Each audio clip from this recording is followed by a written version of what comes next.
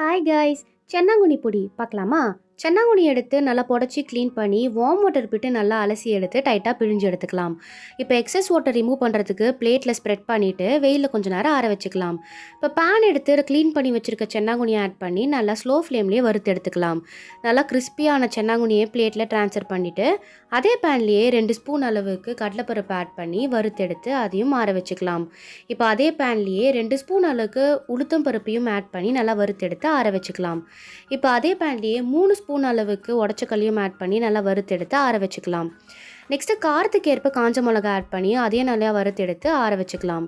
இப்போ ஃப்ளேவருக்காக 1.5 ஸ்பூன் அளவுக்கு தனியா, 1/2 ஸ்பூன் மிளகு, 1/2 ஸ்பூன் சீரகம் எல்லாமே ஆட் பண்ணி வறுத்தெடுத்து ஆற வச்சுக்கலாம். இப்போ வாசத்துக்கு கொஞ்சம் கருவேப்பிலையும் ஆட் பண்ணி நல்லா வறுத்தெடுத்து அதையும் ஆற வச்சுக்கலாம்.